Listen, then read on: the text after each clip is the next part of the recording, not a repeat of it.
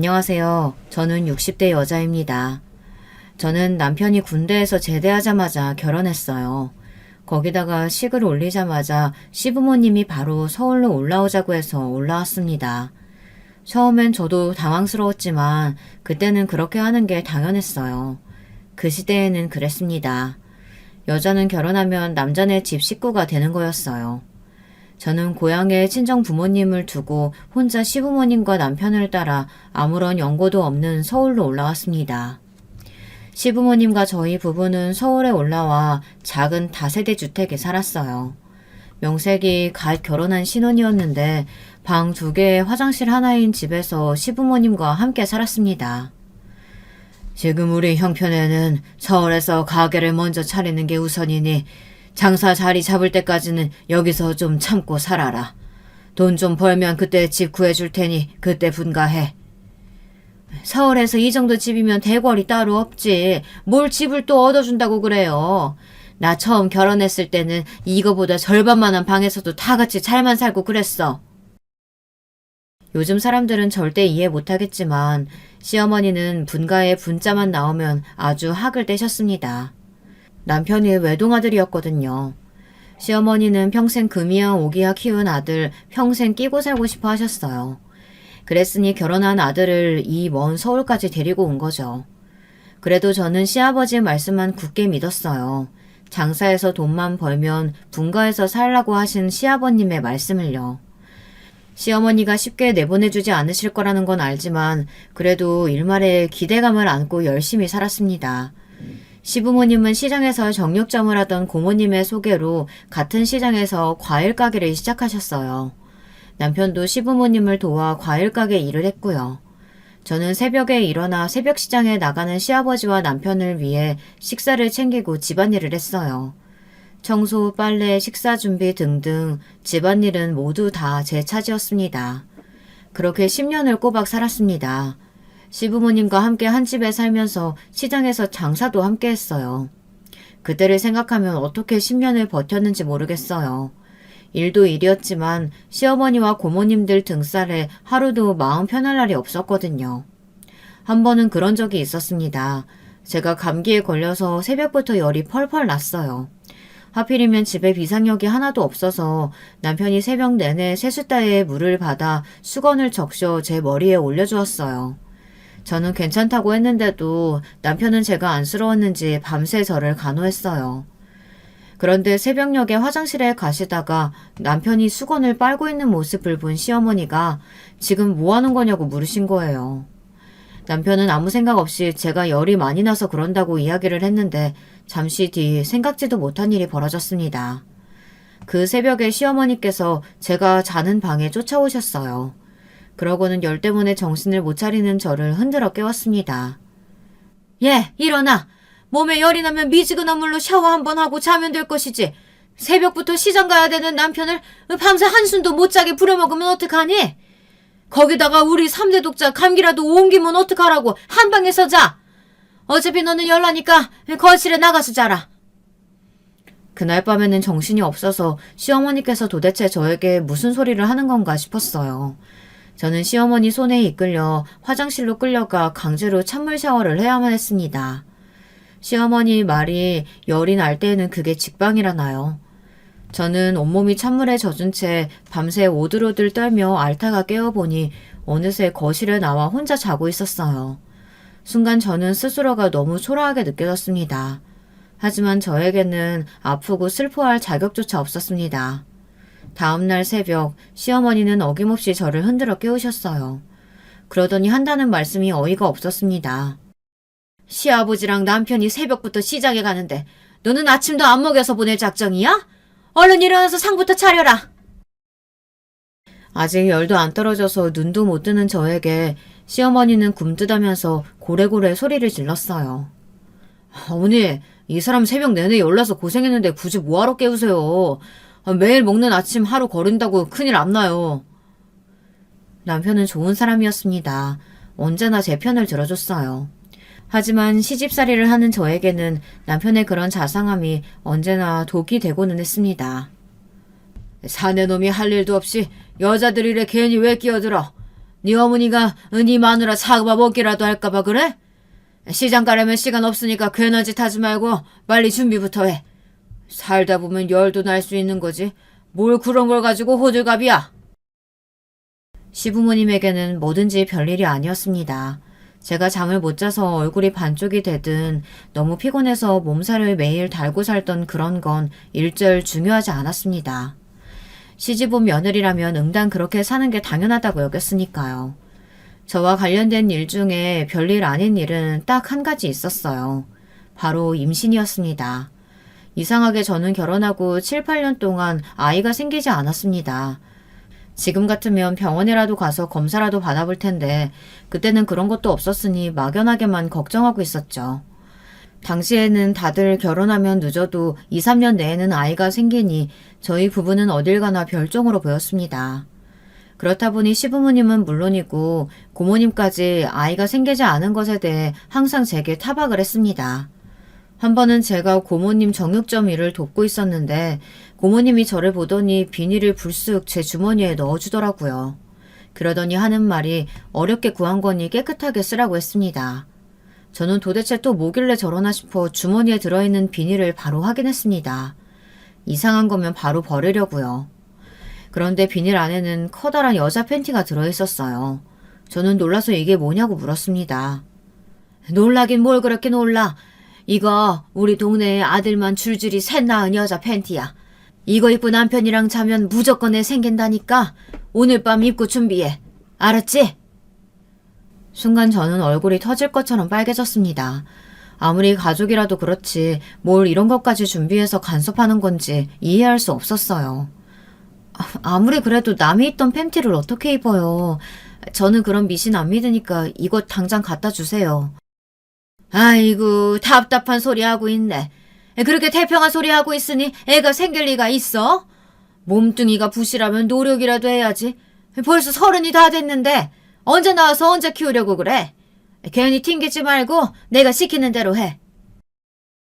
제가 아무리 싫다고 말해도 시어머니든 고모님이든 본인이 시키는 대로 할 때까지 강요했습니다. 저는 결혼하고 아이를 갖지 못한다는 이유로 별의별 일을 다 당해야 했습니다. 저희 딸이 그렇게 어렵게 얻은 귀한 딸이었어요. 사실 시어머니고 고모님이고 저에게 별의별 미신을 다 해보라고 하셨지만 다 소용없었어요. 시어머니랑 고모님이 제 임신에 대해 포기할 때쯤에서야 아이가 생겼습니다. 시간이 흐를 만큼 흐르니 자연적으로 떡하니 생기더군요. 저는 그렇게 소원하시던 손주를 낳았으니 이제 더는 저를 괴롭히지 않겠지 싶었습니다. 그런데 아니었어요. 문제는 어렵게 얻은 아이가 아들이 아니라는 걸 가지고 꼬투리를 잡기 시작했습니다. 저와 남편은 너무 어렵게 얻은 아이라 그런지 누가 뭐라고 하든 아무것도 귀에 들리지 않았어요. 딸아이가 마냥 너무 사랑스럽기만 했습니다. 저는 딸아이가 너무 귀해서 조금도 떨어져 있고 싶지 않았어요. 제가 자는 사이에 누가 데려가기라도 할까봐 제 옆에 꼭 안고 잠들었습니다. 그 순간 그런 생각이 들더군요. 저에게도 드디어 이 세상에서 가장 소중한 존재가 생겼다고요. 제 인생에서 이 아이가 가장 소중하고 가장 중요했습니다. 그리고 가장 무서웠어요. 어느새 이 아이를 지키는 것이 제 인생의 가장 큰 목표가 되어 있었습니다. 저는 아이가 태어난 이후 많이 변했어요. 제 아이 외에는 아무것도 중요한 것이 제게는 없었습니다. 새벽에 아이를 보느라 잠을 자지 못하니 더는 새벽에 일어나지 않았어요. 시아버지와 남편의 아침상을 차리는 일은 하지 않았습니다. 그리고 시장에도 나가지 않았어요. 하루 24시간 딸아이 곁에서 떠나지 않았습니다. 저의 달라진 모습에 물론 시부모님만 가만히 계시지 않았죠. 애 보는 게 아무리 피곤해도 그렇지 잠깐 일어나서 밥상 좀 차리는 게 뭐가 힘들다고 시애비랑 남편이 새벽부터 나가는데 못 일어나? 안 그래도 새벽에 잠을 못 자서 피곤한데 괜히 일어나서 밥상 차리고 하다가 깜빡 졸아서 애가 깨서 우는 것도 못 들으면 어떡해요. 상상만 해도 끔찍해요. 예전에는 시아버지의 호통이 무서워 시아버지가 한마디 하시면 찍소리도 못하고 깨갱이었는데 저도 엄마가 되고 나니 한층 마음이 단단해졌는지 시부모님이 더는 무섭지 않았어요. 너 지금 아들도 아니고 그까지 딸 좀 낳았다고 유세하니? 이제 태어난 지 한 달도 넘었는데 대충 업고 시장에 나와. 일도 바쁜데 언제까지 집에서 놀고만 있을 거야? 저만 보면 마음에 안 들어서 시아버지고 시어머니고 난리였지만 저는 굴하지 않았습니다. 어머님, 아버님이 뭐라고 하시든 우리 딸내미 말하고 뛰어다닐 때까지 제가 계속 옆에 있어줄 거예요. 그러려면 저도 잘 자고 잘 먹고 잘 쉬어야 해요. 그러니까 당분간 어머님, 아버님 일은 알아서들 하세요. 저도 제 새끼 키우느라 바쁘니까요. 뭐야? 남들 다 키우는 애 꼴랑 하나 키우면서 너 지금 어디서 건방이냐? 당장 내일 새벽부터 일어나서 그대로 아침상 차려. 주제를 몰라도 분수가 있지. 시아버지는 더는 봐줄 수 없다며 제게 손가락질까지 하며 화를 냈습니다. 그러면서 내일부터 당장 원래 하던 대로 새벽에 일어나 밥상도 차리고 시장에도 나오라네요. 저는 이대로 물러설 수 없었습니다. 애가 100일 지날 때까지만이라도 좀 이해해달라고 말할 참이었어요. 그런데 그때였어요. 보다 못한 남편이 나와 나서더군요. 아버지, 어머니, 제발 그만 좀 하세요. 저도 웬만하면 부모님이 하시는 대로 따르려고 했는데요. 더는 못 참겠어요. 이러다 애 엄마 잡겠어요. 저도 이제 할 만큼 했으니까 이 집에서 나가 살래요. 우리 지영이 데리고 분가하겠습니다. 저에게 다정하고 자상한 남편이었지만 남편은 효자예요. 부모님이 저에게 모진 소리를 하고 고모님이 저를 괴롭혀도 항상 제 편을 들어주기는 했지만 한 번도 시부모님의 뜻을 거른 적이 없었습니다. 그런 사람이 시부모님 앞에서 분가 선언을 해버렸어요. 저는 남편이 그냥 하는 소리인 줄 알았어요. 현실적으로 분가를 할 수 있는 상황이 아니었으니까요. 그런데 남편은 남자 중에 남자였습니다. 본인이 뱉은 말은 지켰어요. 저와 남편 그리고 딸아이는 셋이 시댁을 나와 분가를 했습니다. 남편이 지난 10년 동안 모은 돈으로 경기도에 작은 집을 구했어요. 남편은 어떻게든 서울에 살게 해주고 싶어 했지만 사정이 녹록지 않았습니다. 저는 서울이 아니라도 상관없었어요. 우리 세 식구가 다리 쭉 뻗고 살 수 있는 방 한 칸이 생겼다는 것만으로도 너무 기뻤으니까요. 남편은 배운 게 도둑질이라고 근처 시장에서 과일 장사를 시작했습니다. 저희가 분가한 이후 시부모님은 몇 년 동안 저희를 괘씸하게 생각하셨지만 그래도 시간이 흐르니 자연스레 풀어졌어요.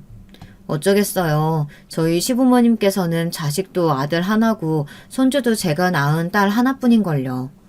아이러니하게도 나중에는 시부모님께서 저희 딸이라면 아주 죽고 못 사셨습니다. 시부모님 두 분 다 돌아가실 때까지도 제 딸 결혼하는 모습을 못 보고 죽는 게 한이라고 하실 정도였죠. 제가 한 가지 자부할 수 있는 건 딸아임 하나만큼은 훌륭하게 잘 키웠다는 겁니다. 남편과 제가 사랑을 듬뿍 주고 키운 덕분인지 애가 항상 밝고 속 한번 썩이는 일이 없었어요. 공부도 잘하고 교우관계도 좋아서 학창시절 내내 반장, 부반장을 도맡아 했답니다. 대학도 본인이 희망하던 교대에 떡하니 붙었어요. 부족한 저희 형편에 풍족하게 키우지는 못했지만 그래도 화목한 가정에서 키우려고 부단히도 노력했습니다. 아이도 그런 부모의 마음을 알아주는 것 같았어요. 딸아이도 열심히 공부하고 있고 남편과 저도 가게를 열심히 운영하고 있으니 앞으로는 큰 걱정 없이 지금처럼만 살면 되지 이런 마음으로 살았습니다. 그런데 삶이라는 게 그렇게 쉬운 게 아니더군요. 돈이야 평생 열심히 벌면 되는 거지 했는데 그게 아니었습니다. 나이가 들면 들수록 돈 없으면 삶이 초라해지는 거였어요. 딸아이가 임용고시에 2번 떨어졌습니다. 어려운 시험이니 몇 번 더 하면 당연히 붙을 거라고 생각했어요. 딸아이가 지금까지 공부해서 안 된 건 하나도 없었으니까요. 그런데 2번째 떨어졌을 때는 딸아이가 어딘가 달라 보이더군요. 전보다 훨씬 더 의욕도 없고 자포자기한 것 같았어요. 그런 딸을 보면서 제가 해줄 수 있는 건 응원밖에 없었습니다. 할 수 있다. 이제 고작 2번 떨어진 건데 낙심하지 말고 다시 해보자 라고요. 제 말에 딸은 힘없이 희미하게 웃었어요. 그러고는 이내 해보겠다고 걱정하지 말라고 했죠. 그런데 그날 저녁 잠깐 편의점에 다녀온다고 나간 딸이 들어오질 않더라고요. 저는 걱정이 돼서 딸을 찾아 나섰습니다. 딸은 집 앞 편의점에서 동네 친구랑 앉아 맥주 한 캔을 먹고 있더군요. 그 모습을 보는데 짠했습니다. 제 앞에서야 괜찮다고 다시 도전할 거라고 했지만 자기 속은 얼마나 아프겠어요. 그래도 친구에게라도 하소연하고 풀면 다행이다 싶어 모르는 척 돌아오려고 했습니다. 그런데 돌아서려던 그때 생각하지도 못한 이야기를 듣게 됐어요.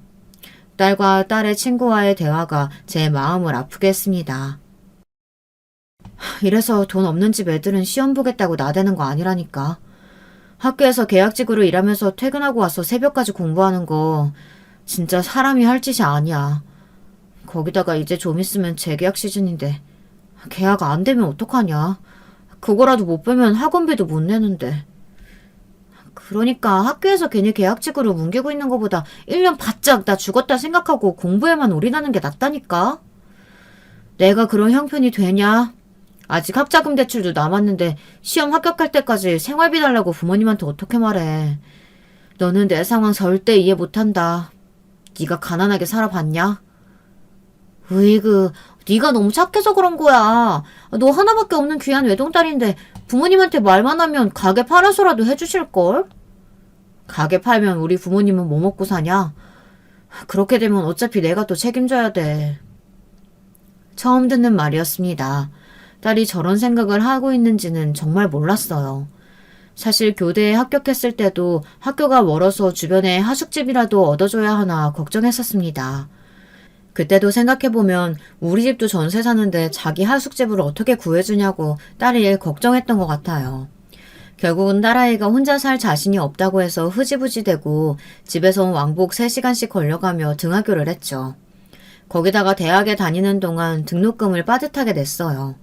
4학년 마지막 학기에는 시아버지께서 큰 수술을 하시는 바람에 돈이 부족해 학자금 대출까지 받았고요. 임용고 씨도 마찬가지예요. 남들도 다 학교에서 계약직으로 일하면서 준비한다길래 그런 줄 알았어요. 그런데 그게 다 집안 형편을 걱정해서 딸아이가 그랬던 거예요. 부모에게 부담 주고 싶지 않아서요. 순간 지난날 있었던 일들이 휘몰아치듯 머릿속에 떠오르는데 마음이 무너지는 것 같더군요. 저 나름대로는 하나뿐인 딸 아무 걱정 없이 행복하게 키웠다고 생각했는데 제 착각이었습니다. 해준 것도 없이 애한테 부담만 짊어지게 했어요. 얼마 뒤 저는 남편과 상의 끝에 딸아이를 불러 이야기를 했습니다. 엄마가 생각을 좀 해봤는데 네가 아무리 경력 쌓겠다고 학교에 나가서 일하면서 공부할 수 있다고 했지만 그건 아닌 것 같아. 임용고시가 보통 힘든 시험이 아닌데 그냥 일 그만두고 1년 바짝 공부에만 매진해보자. 생활비는 우리가 다 도와줄게. 남편에게도 딸이 친구에게 털어놓았던 이야기를 했어요. 그러자 남편이 단번에 안 되겠다고 대출을 받아서라도 공부에 매진할 수 있게 해주자고 하더라고요. 그런데 그 순간 딸아이는 생각지도 못한 이야기를 했습니다. 말씀은 감사한데요. 저 임용고시는 그냥 포기하려고요. 학교에서는 이번 학기까지만 일하고 다음 학기엔 학원 강사로 나갈 거예요. 아는 선배가 자리 알아봐준다고 했어요. 저와 남편은 순간 말문이 턱하고 막혔습니다.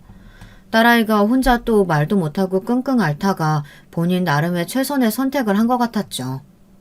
저는 너무 서운해서 참을 수가 없었습니다. 그런 중요한 문제를 엄마 아빠랑 상의도 안 하고 네 마음대로 정하면 어떡해. 너 초등학교 선생님이 평생 꿈이었잖아. 시험 좀 떨어졌다고 그렇게 바로 포기하는 거야? 엄마 아빠가 다 도와줄 테니까 한 번만 더 해봐. 엄마, 나 이미 마음 정했어. 꿈이야 말 그대로 꿈인 거지. 그리고 엄마 아빠가 그렇게까지 도와줬는데 나 또 떨어지면 더 힘들어질 것 같아. 그냥 새로운 기회 생겼을 때 열심히 해볼 거야. 학원 강사 보수도 좋고 대우도 좋아. 그쪽으로 가볼래. 딸은 이미 마음을 정했다며 딱 잘라 말했습니다. 조금 있으면 20대 후반인데 공부만 하는 것도 너무 힘들다고요. 빨리 자리 잡아서 연애도 하고 결혼도 하고 싶답니다. 저는 계약직이 아니라 안정적으로 살고 싶다고요. 아무래도 딸이 시험도 떨어지고 재계약도 되지 않아 감정적으로 힘들었던 것 같아요. 저와 남편은 딸이 꿈을 포기한다는 게 마음이 찢어질 듯 아팠지만 언제나처럼 딸을 응원하기로 했습니다. 그 이후로 딸은 계획대로 선배가 일하는 학원을 소개받아 학원 강사로 취직했어요. 옆에서 보니 그래도 잘 적응하고 일도 좋아하는 것 같아 다행이다 싶었죠. 자식은 성인이 돼도 그냥 자식인 것 같아요. 저보다 키도 크고 아는 것도 훨씬 더 많은데 어딜 내놔도 항상 걱정되고 마음이 쓰였죠. 그렇게 시간이 흘러 경사가 생겼어요. 딸아이가 결혼할 남자가 생겼다고 집에 데리고 왔습니다. 딸아이가 얼마 전부터 연애를 하고 있다는 거야 진작부터 눈치채고 있었는데 결혼 생각까지 하는 줄은 몰랐습니다. 저는 둘이 만난 지 얼마 되지 않은 것 같은데 벌써 결혼 이야기를 하니 좀 빠르다는 생각이 들었어요. 제 걱정에 남편은 둘이 좋으면 만날 시간이 뭐가 중요하냐고 괜히 잔소리하지 말고 딸을 믿고 응원해주라고 했어요. 우리 딸이 얼마나 똑똑하고 현명하는데 어련히 알아서 잘 골랐을까. 이제 학원에서 자리도 잡고 나이도 됐으니까 일찍 하는 게 좋지. 물론 남편 말이 맞아요. 요즘 사람들은 얼마나 똑똑해요. 결혼 한번 하려고 하면 알아서 따지고 재고하는 것도 많잖아요. 집안의 학벌, 직업, 재산 뭐 하나 부족하면 아예 결혼 안 하는 게 낫다고들 하는 시대이니 본인들이 알아서 하겠죠. 하지만 결혼에 살다 보면 학벌이니 직업, 재산보다 더 중요한 게 많잖아요. 제가 남편과 결혼하고 나서 지금까지 잘 살기만 한 건 아니지만 남편하고 살면서 한 가지 배운 게 있습니다. 결혼이라는 건 다른 걸 다 떠나서 배우자가 가장 중요하다는 걸요. 제 남편이 돈을 잘 버는 것도 아니고 좋은 부모가 있었던 것도 아니지만 남편이 제 곁에 있어서 지금까지 버티며 살 수 있었던 거예요. 시부모님이 저를 아무리 미워하고 구박해도 남편이 항상 제 편이었기에 참을 수 있었어요. 남편과 사이가 좋다 보니 나중에는 절대 용서할 수 없을 것 같았던 시부모님까지 용서하게 되더라고요. 거기다가 항상 돈에 쪼들리면서 사고 싶은 거 한번 내 마음대로 척척 못 사고 살아도 남편이 가정을 위해 매일 충실하게 일하는 모습을 옆에서 보고 있으면 저도 같이 으쌰으쌰해서 열심히 살고 싶어져요. 그렇게 둘이 서로 의지하고 도우며 살다 보니 지금까지 큰 다툼 한 번 없이 평화롭게 살았습니다. 시부모가 아무리 괴롭히고 아무리 가난하더라도요. 부부라는 게 그런 것 같아요. 무슨 일이 있어도 언제나 든든한 내 편이 되어주고 서로를 인정하고 보듬어주는 사이요. 그렇게 살아야 나중에 자식이 독립해서 떠나고 다시 둘이 되어서도 평생 좋은 친구 사이로 살 수 있는 거죠. 저는 제 딸이 다른 건 몰라도 남편만큼은 자기 아버지 같은 남자를 만나기를 바랬어요. 그래서 저와 남편처럼 평생 친구처럼 행복하게 살기를 바랬죠. 우리 딸은 외동이라 형제도 없잖아요. 그러니 배우자감이 아주 중요했습니다. 사실 예비 사이가 오기 전에 저는 큰 걱정은 하지 않았습니다. 딸이 만나기 전에 이야기를 해줬는데 듣기로는 나무랄 데가 없어 보이더라고요. 예비 사이는 딸애가 일하는 학원 원장 아들이래요. 딸애가 대치동에 있는 입시학원에서 일하는데 예비 사이가 그 학원 상담실에서 일하다가 둘이 만나게 됐답니다. 예비 사위 부모님도 다 학원 선생님 출신이고 강남에 입시학원 말고도 큰 고시원까지 운영하고 있답니다. 얘기만 대충 들어도 돈 걱정은 없는 집안인 것 같아 안심됐습니다. 오히려 우리 집이 너무 기우는 것 같아 걱정됐죠. 예비 사이가 있는 집 자식이라고 제가 너무 기대했나 봐요. 더군다나 제 딸이 고른 남자애니 어련히 괜찮을까 싶었죠. 그런데 결혼하겠다고 데려온 예비 사위감이 영 제 마음에 안 들었습니다. 첫인상부터가 영 아니었어요. 애가 영 개념도 없고 철도 없어 보이더군요. 우리 집이 다세대 주택이에요. 주차가 한 집에 한 대밖에 될 수가 없어요. 예비 사위가 차를 가지고 온다고 해서 미리 남편 차를 시장 주차장에 주차해놓고 예비 사위가 주차할 수 있게 자리를 마련해 두었습니다. 그런데 잠시 후 집 앞에서 소란스러운 소리가 나더군요. 간간히 들리는 목소리가 제 딸아이 목소리인 것 같아 남편과 집 앞으로 나갔습니다. 그런데 생각지도 못한 광경을 보게 되었어요. 딸이 데려온 남자친구와 지하에 사시는 할머니께서 말다툼을 하고 있더라고요. 이야기는 이랬습니다. 저와 남편이 굳이 주차 자리를 빼놓았는데도 예비 사위는 그 자리가 마음에 안 들었나 봐요. 마침 가는 날이 장날이라고 비가 오고 있었는데 본인 차가 덩치가 커서 그 자리에 두면 비를 맞는다는 게 이유였습니다. 제 딸이 주차 자리를 알려줬는데도 예비 사위는 자기 차가 비 맞는 게 싫어서 굳이 남의 주차 자리에 차를 주차한 거예요. 하필이면 그 자리가 지하에 사시는 할머니 창문 앞이라 할머니가 바로 알고 나오신 거죠. 이 자리는 우리 할아버지 트럭 주차해야 하는 자리라니까. 젊은 사람이 왜 이렇게 고집을 피워? 아파트도 아니고 이런 주택에 자기 자리가 어딨어요. 비어있으면 바로 되는 거지. 그리고 지하 사시는 것 같은데 제일 싼 집 사시면서 제일 좋은 주차 자리에 주차하는 거 너무 염치 없는 짓 아니에요? 뭐야? 젊은 사람이 말을 이렇게 싸가지 없이 안 해. 당신 누구야? 몇 호에 사는데 이렇게 막무가내로 굴어? 내가 이 건물에 10년이나 살았어. 이게 다 이미 정해진 규칙인데 아무것도 모르는 사람이 왜 참견이야? 아이고, 그 연세에 지하에만 10년 사신 게 자랑은 아닌 것 같은데요. 남편과 저는 도저히 들어줄 수 없어 나서야겠다 싶었습니다. 그런데 그때 딸아이가 급하게 차에서 나와 할머니에게 사과를 하더군요. 자기야, 그만해. 할머니 죄송해요. 차가 커서 그런 거니까 딱 2시간만 주차하고 바로 뺄게요. 아이고, 내가 살다 어린 놈한테 무시를 다 당하고 우리 할아버지 6시면 땡 하고 들어오니까 그때까지 무조건 차 빼. 그제야 정리하고 들어오려던 딸과 예비 사이가 저와 남편을 보고 놀라 눈이 동그래지더군요. 저는 예비 사위의 첫인상부터 이미 마음에 들지 않아 미간을 구긴 채 먼저 집으로 들어와 버렸습니다. 사실 마음 같아서는 그 자리에서 돌려보내고 싶었어요. 더 이야기해 볼 것도 없이 이미 인성이 덜 되느라는 걸 확인해 버렸으니까요. 아직 식을 올린 건 아니어도 제 딸이랑 결혼하겠다고 인사리를 드리러 온 애가 예비 처가가 될 수 있는 집 앞에 주차하면서 이웃 할머니에게 저 정도로 몰상식하게 군다는 게 도무지 이해가 되질 않았어요. 부모님이 학원을 계속했으면 명색이 교육자 집안인 건데 자식 교육을 어떻게 저런 식으로 시켰을까 싶었죠. 제가 기분이 상한 걸 눈치챈 남편은 집에 들어오자마자 조금 전 있었던 일에 대해 먼저 이야기를 꺼냈어요. 이 동네가 워낙 주차가 협소해서 집마다 정한 규칙이 있어.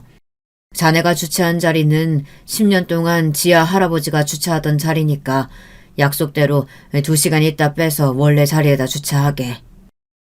남편은 평소 성격처럼 성인군자처럼 이야기했습니다. 남편이 만약 먼저 말하지 않았다면 저도 모르게 버럭 한마디 했을지도 몰라요.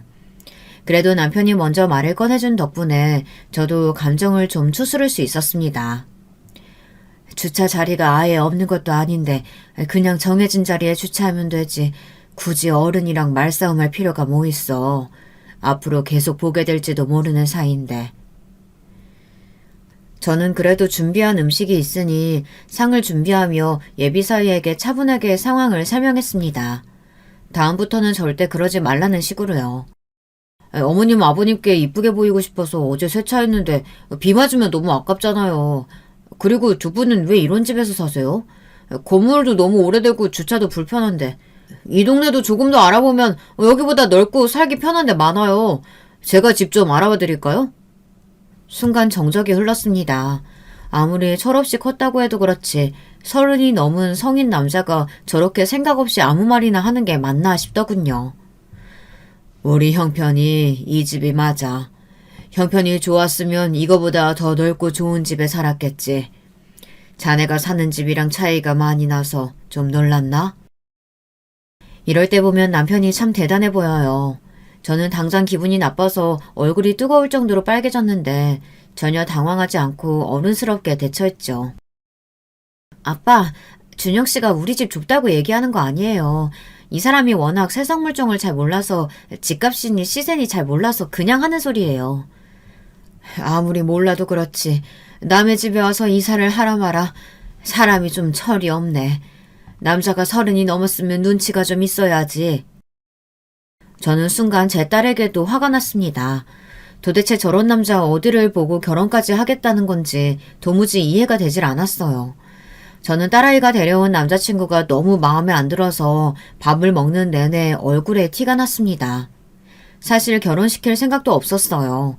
아무리 돈이 많고 조건이 좋아도 저런 놈은 트럭으로 준대도 싫었으니까요. 제 마음을 모를 리 없는 딸이 서둘러 남자친구를 집에 보냈습니다.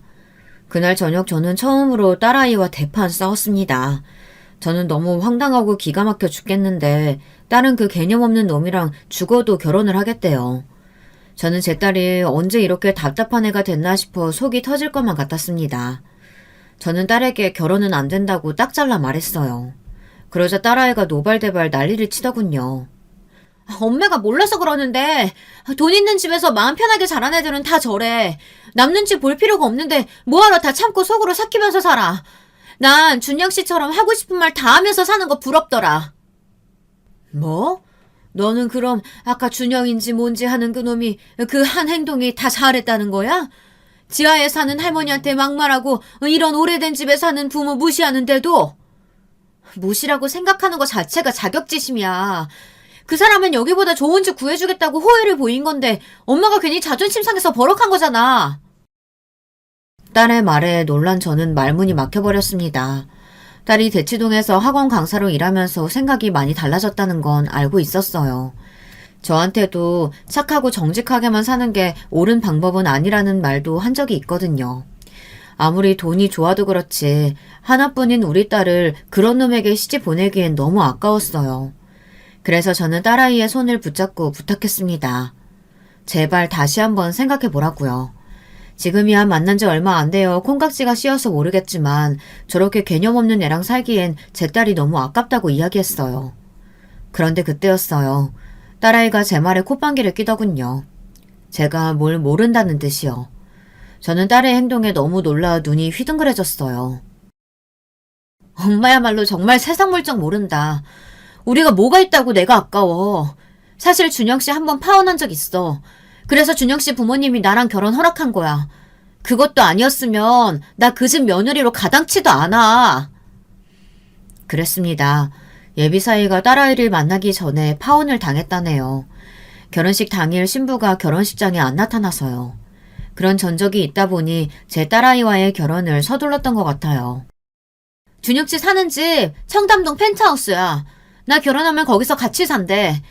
그리고 학원 일 그만두고 편하게 살림만 하고 살면 돼. 엄마, 나 이제 지쳤어. 돈 걱정하면서 사는 거 지긋지긋해. 그러니까 제발 나 좀 결혼하게 해줘. 딸의 말에 저와 남편은 한마디도 못했습니다. 미안하고 가슴 아파서요. 가만 보면 저는 참 멍청한 엄마예요. 제가 배 아파 낳은 딸인데도 아무것도 몰랐어요. 제가 옳다고 생각하는 게 맞는 줄 알고 딸에게도 은연중에 저처럼 살라고 강요했습니다. 제 딸이 뭘 원하는지 어떻게 살고 싶어 하는지 아무것도 모르면서 말이죠. 그날 이후 저는 달라졌습니다. 어떤 선택을 하든 딸이 원하는 대로 살게 해줬어요. 딸은 결혼하기로 했습니다. 결혼 준비하는 동안도 참견하고 싶은 일이 수도 없이 많았지만 저는 일절 신경 쓰지 않았습니다. 딸아이가 행복해지기만을 바랬어요. 딸아이는 우리나라에서 제일 비싼 호텔에서 제일 비싼 드레스를 입고 결혼했습니다. 식장에 온 사람들은 모두 다 저에게 성공했다고 딸이 부잣집에 시집갔으니 이제 걱정 없겠다고들 했어요. 저는 그제야 딸이 원하던 삶이 이런 거였구나 싶었습니다. 어려서부터 항상 똑똑하고 대단한 아이였는데 부모에게 말은 안 해도 능력 없는 부모 밑에서 자기 나름대로 얼마나 답답하고 억울했을까 싶더군요. 누리고 싶은 것도 많고 하고 싶은 것도 많았을 텐데 말이죠. 이제는 부자 남편과 살며 하고 싶은 거 다 하고 행복하게 살기만을 바랬습니다. 그런데 결혼식 이후 딸에게서 연락이 뜸했어요. 결혼 준비하며 저와 관계가 소홀해지기는 했지만 그거와 결혼 준비하느라 바빠서 그런 거라고 생각했거든요. 그런데 신혼여행 다녀오고 일주일이 지났는데도 딸에게서 전화 한 통이 없었습니다. 사실 펜트하우스라고 해도 시댁에 시부모님이랑 같이 사니 신경이 쓰여 전화하고 싶어도 못하겠더라고요. 저는 아무래도 전화가 없어서 걱정돼 딸아이에게 먼저 전화를 했습니다. 우리 딸 어떻게 결혼식하고 한 번을 얼굴을 못 봤네? 엄마 다음 주에 서울 가는데 잠깐 볼 수 있을까? 어디 아픈 건 아닌가 마음이 쓰였는데 그래도 딸 목소리를 들으니 기분이 좋더군요. 마침 제가 다음 주에 서울 갈 일이 있어 얼굴이라도 볼 수 있나 물었습니다. 서울은 갑자기 왜 오는데? 한참 만에 엄마 목소리를 듣고도 투명스러운 딸의 목소리에 저도 모르게 기분이 확 상했습니다. 아무리 사는 곳도 멀고 시집을 갔어도 그렇지 엄마 얼굴 본 지가 한참 됐는데 퉁명스럽게 말하니 서운하더군요. 그래서 저도 모르게 말이 못되게 툭 튀어나왔어요. 서울에 가긴 왜 가? 너 엄마 혈압 때문에 한 번씩 서울 병원 가는 거 잊어먹었어? 다음 주 예약이라고 했잖아. 딸이 걱정할까봐 병원 다니는 건 말 안 하려고 했는데 저도 모르게 괜히 심술이 나서 언성을 높이고 말았습니다. 그런데 그때였어요. 저를 꼭 닮은 제 딸도 제 말에 욱했는지 덩달아 화를 내더군요. 나도 나 살기 바쁜데 엄마 병원 가는 일정까지 일일이 다 알고 있어야 돼? 원래 그런 아이가 아닌데 말을 아주 밉살맞게 했어요. 싸가지 없는 남편이랑 살더니 말투까지 닮아가는 건가 싶더군요. 너 아무리 화가 나도 그렇지 엄마한테 무슨 말을 그렇게 쌀쌀맞게 해. 엄마 본 지가 언젠데. 너 엄마 보고 싶지도 않아? 엄마야말로 나한테 말 좀 그렇게 하지 마. 얼굴은 못 봐도 꼬박꼬박 용돈 보내드리고 엄마 병원비도 내 카드값에서 나가는데 여기서 더 얼마나 신경을 쓰라고 이러는 건데. 엄마는 나 어떻게 사는지 한번 궁금해한 적이나 있어? 그냥 나는 항상 다 괜찮고 잘 사는지 알잖아. 나도 살기 힘드니까 엄마 일은 좀 엄마가 알아서 하세요. 순간 기가 막혀서 어안이 벙벙했습니다. 딸아이가 갑자기 돈 이야기를 하면서 생색을 냈어요. 저 딸아이에게 돈 달라고 한 적 한 번도 없습니다.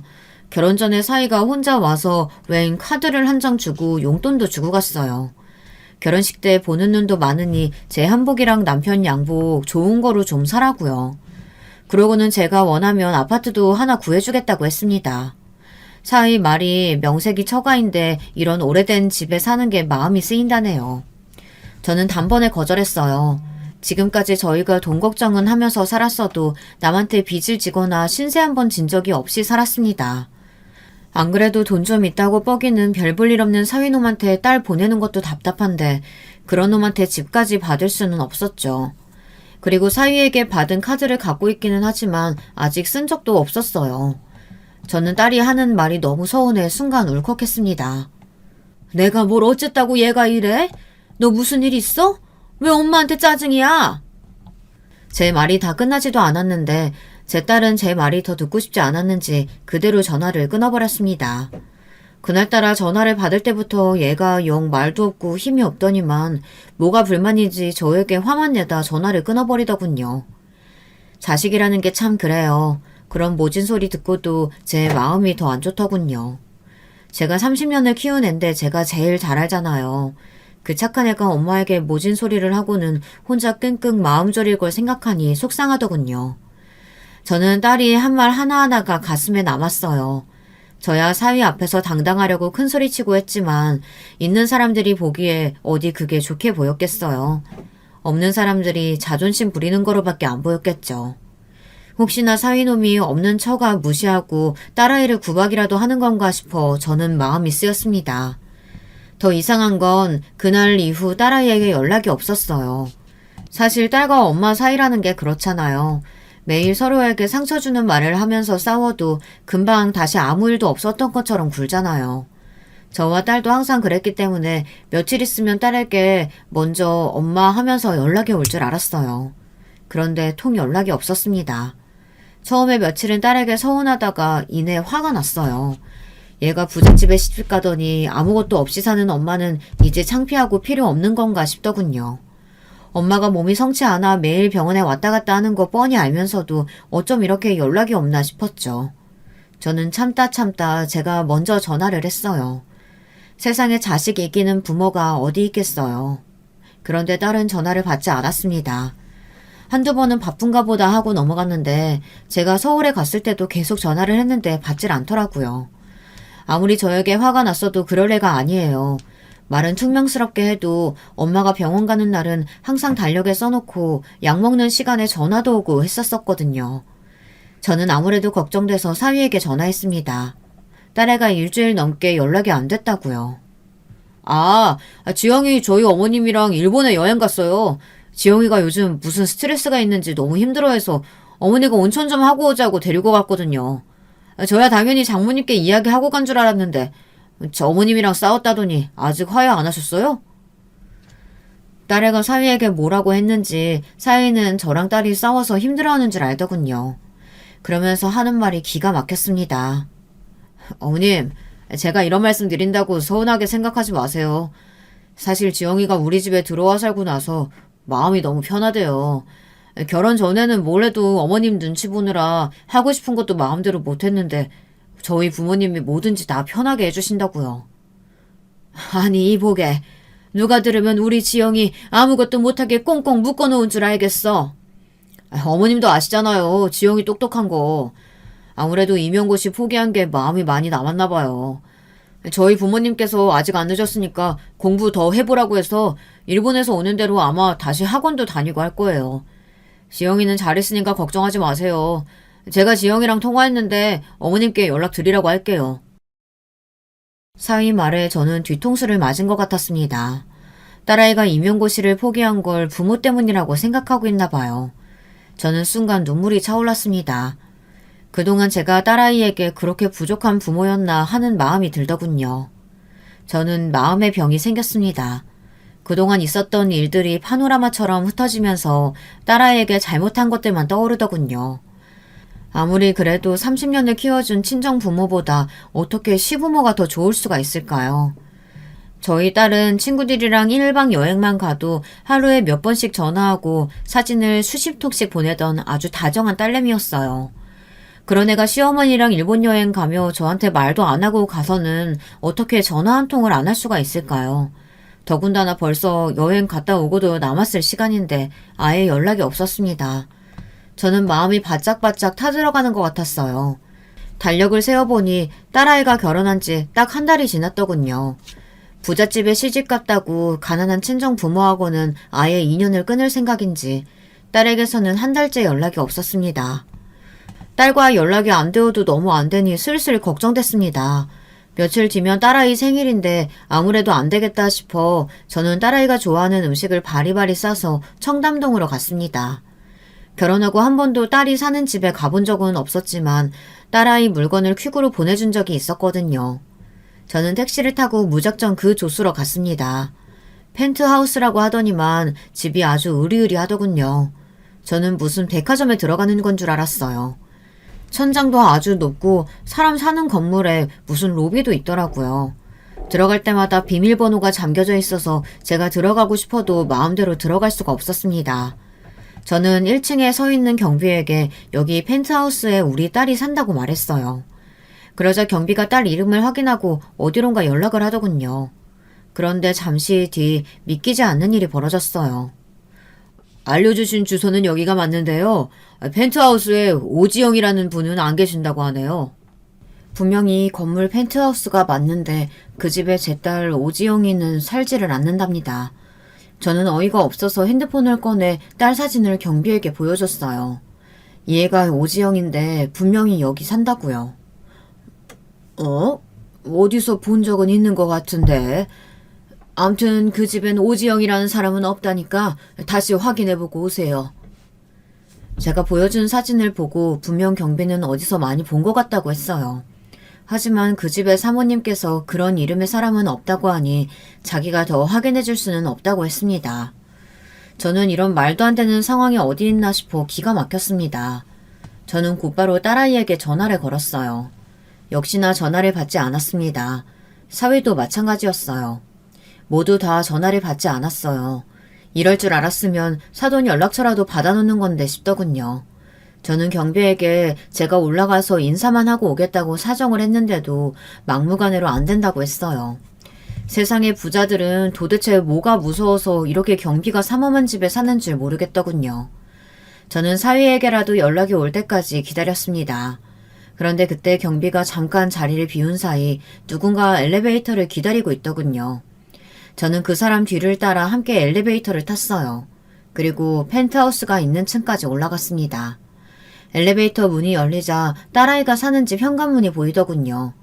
저는 곧장 달려가 초인종을 눌렀습니다. 그때 현관문이 열렸어요. 문을 열고 나온 사람은 다름 아닌 안사돈이었습니다.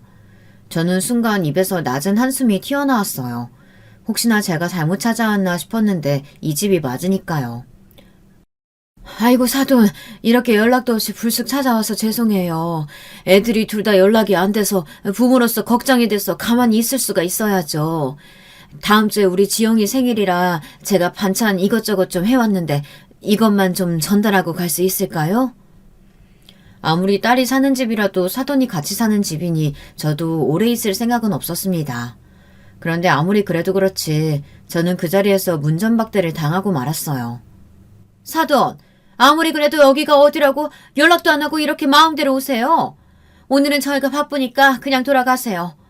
그리고 지영이 이제 우리 집 사람이고 출가 외인인데 자꾸 찾지 마세요. 알사돈의 말에 저는 너무 놀라서 손에 들고 있던 가방을 바닥에 다 떨어뜨렸습니다. 지금이 어느 시대인데 그런 구닥다리 같은 소리를 해요. 출가 외인이라뇨. 우리 딸 지금 어디 있나요? 저는 그 자식의 그 어미다 싶었습니다. 몰상식한 사위놈이 뭘 보고 배웠겠어요. 저는 아무래도 제 딸에게 뭔가 일이 생긴 것 같아 제 앞을 가로막은 안사돈을 밀어내고 안으로 들어갔습니다. 어머, 이 무식한 여자가 뭐 하는 거야? 당신 딸은 우리 집이랑 한 계약이 있어서 못 간다니까? 안사돈이 무슨 소리를 하든 저는 집으로 들어갔습니다. 그런데 잠시 후 저는 말도 안 되는 광경에 입을 다물 수가 없었습니다.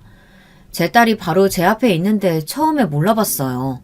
안 그래도 날씬한 애가 도대체 무슨 일이 있었던 건지 뼈만 앙상한 채로 바닥에 주저앉아 걸레로 바닥을 닦고 있었어요. 허름해도 너무 허름한 옷을 입고 말이죠.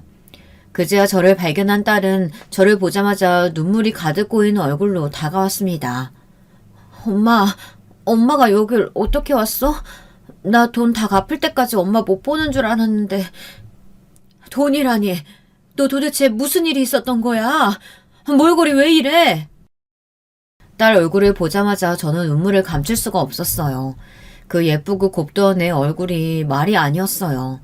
저는 당장 딸아이를 데리고 나가려고 했는데 안사돈이 저를 가로막고 섰습니다. 지금 뭐 하는 거야? 새아기 너 우리 집이랑 한 계약 잊었어? 당장 들어가서 다시 바닥 닦아. 저는 순간 미간이 구겨졌습니다. 도대체 무슨 소리를 하는 건지 이해가 안 돼서요. 알고 보니 이랬습니다. 딸은 사위노임이랑 결혼 계약서를 쓰고 결혼했답니다. 사돈네는 철저히 자본주의였어요. 계약서에 결혼을 시켜주는 대신 결혼할 때부터 들어간 비용은 결혼해서 살면서 노동으로 딸이 갚기로 되어 있었답니다. 그래서 지난 한 달 동안 딸은 그 펜트하우스에서 가정부 노릇을 하며 결혼할 때 썼던 돈을 갚고 있었던 거예요. 저를 만나려면 한 달 정도 더 일을 해야 만날 수 있었답니다. 그래서 사위놈이 제게 카드와 용돈이랍시고 돈도 주고 간 거예요.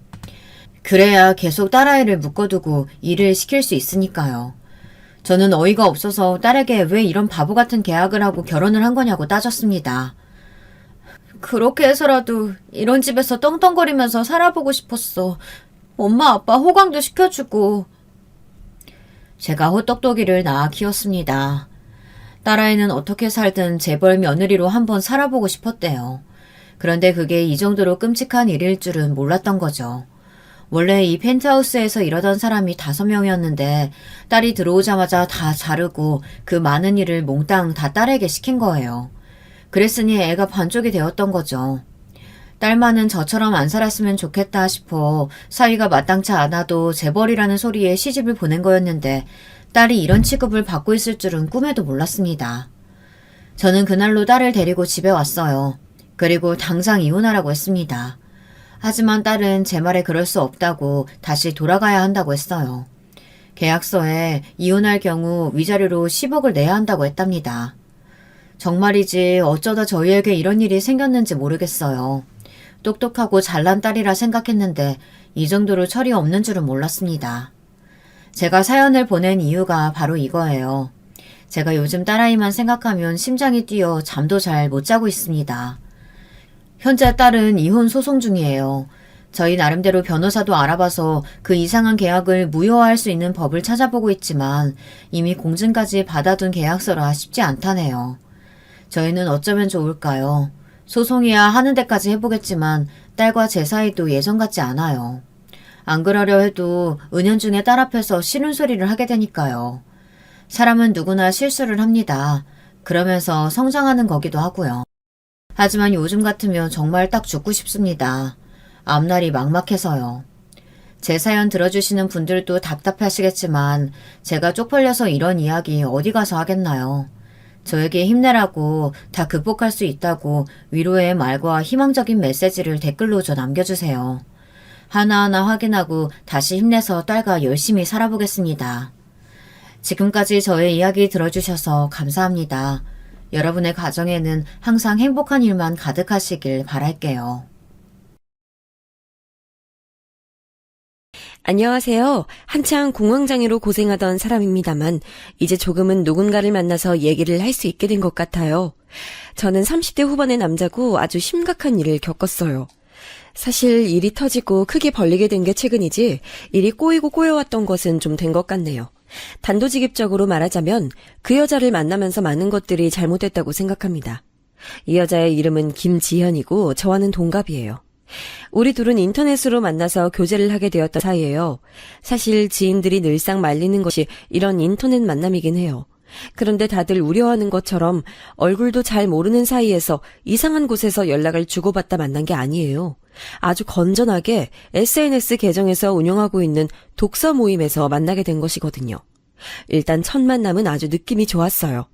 저와 맞은편에 앉아 있었던 그 사람은 되게 똑똑해 보이기도 하고 단아해 보였고 수줍은 듯 살짝살짝 의견을 내는 모습이 너무 보기 좋았거든요.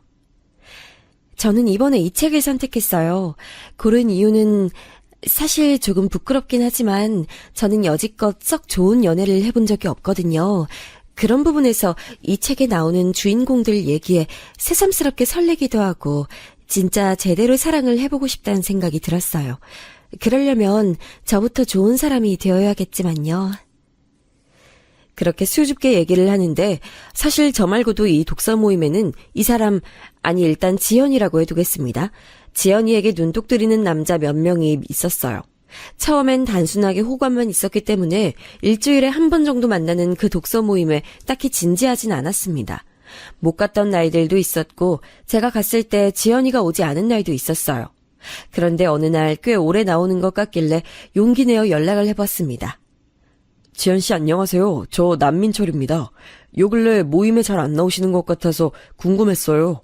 어디 아프신 건 아니죠? 이때 연락을 해두고 답장이 올 것을 한참 기다렸어요.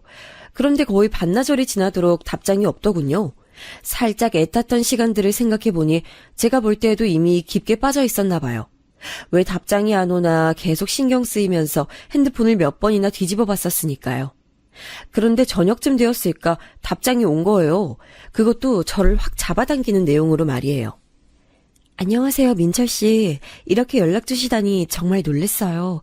제가 최근에 너무 바빠서 못 나갔네요. 혹시 오늘 저녁에 시간 되실까요? 저는 안부 정도 물으려고 연락을 했던 건데 어찌어찌 바로 1대1로 둘이 만나는 그림으로 바뀌게 된 거예요. 옷도 딱히 신경 쓰지 않고 대충 출근을 했는데 얼마나 당황했는지 몰라요. 하지만 먼저 제안해온 약속을 놓치고 싶진 않아서 재빠르게 집에 가서 옷을 갈아입고 얼마나 주접을 떨면서 갔는지 몰라요. 아무튼 단둘이 따로 만났던 첫 만남. 그때 마주 앉았던 카페는 정말 잊을 수가 없겠더라고요. 지연이는 이때 저에 대해서 본인도 모르게 결혼 확신을 느꼈다고 하더군요. 나중에 결혼할 무렵쯤에 얘기해줬던 내용이에요. 그날 내가 엄청 바쁜 상태에서 왜 너를 불렀는지 모르겠어. 아무튼 몰라. 네 생각이 너무 나더라. 근데 우리 집 근처 카페를 너가 달려왔고 문이 열리면서 하얀 셔츠를 입은 민철이 너가 들어오는데 나도 모르게 이상한 생각이 들었던 거 있지. 그때 말하긴 너무 창피한 얘기지만 아무튼 이런 생각이 들었어. 나 왠지 이 사람이랑 결혼할 것 같다는 느낌 말이야. 전 이 얘기를 아주 늦게 들었던지라 그때 당시엔 꿈에도 생각 못했었어요. 재빠르게 달려간 지연이네 동네 카페에서 단둘이 만나니까 얼마나 어색하던지 내내 계속 딴 데만 보고 시선이 어쩌다가 마주쳐도 금방 눈을 이리저리 휘휘 돌리면서 불안해지더라고요. 그런 저에게 커피를 사겠다며 대접도 하고 가는 길에 저에게 빵까지 사서 들려주었던 지연이. 그 뒤로 우리는 아주 자연스럽게 자주 만나게 됐어요. 주로 저는 계속 지연이네 동네에 갔고 1년 내내 그렇게 오가고 하다 보니까 어느새 그쪽 주변을 지나다니는 지연이의 남동생도 보고 믿을 수 없을 정도로 가까워졌습니다. 당시 둘 다 나이가 30대 중반을 훌쩍 넘겼고 우리는 딱히 연애니 결혼이니 하는 것들을 입 밖으로 꺼내지 않고 만났었어요. 그 부분은 지연이가 확실히 하고 싶어 했고요. 저기 민철아, 넌 어떨지 모르겠는데 나는 이 나이에도 집에서 아직도 이래저래 통제가 심해. 여자가 어쩌고 하면서 언제 결혼할 거네 만에 말이 많다니까. 지금 만나고 있는 친구가 있단 걸 알면 엄청 꼬치꼬치 캐물을 거야. 그러니까 우리 좀 천천히 보자. 만약에 네가 결혼을 원하고 있다면 나는 좀 생각이 다를 것 같아. 아주 조심스럽게 이런 말을 건네는 지연이를 보며 저는 난생 처음 이렇게 깊은 감정에 빠져 있었지만 그래도 참아야겠다는 생각을 했어요. 섣불리 감정을 표현하고 끌어당겼다가 헤어지자고 하면 어떡하나 싶었거든요. 그 나이가 되도록 연애를 저도 안 한 것은 아니고 몇 번 해왔지만 전부 제 의사로 된 것들은 아니었어요. 그냥 무작정 좋다며 사귀자고 했던 저보다 8살이 어렸던 여자친구가 있었는데요. 그 친구가 그렇게 결혼 노래를 부르는데 끝내 들어주지 못했어요. 계속 미적미적 얘기를 돌려대는 저에게 지쳐버린 그 친구는 저와 헤어지고 1년 만에 바로 결혼을 했더군요. 그 친구에 대한 미련은 없지만 이후로 저는 과연 제가 결혼이 하고 싶어지기는 할까 의문이 생기더군요. 그런데 지연이를 만나고 나니 희한하게 매일같이 그런 생각들이 가득 차는 거예요.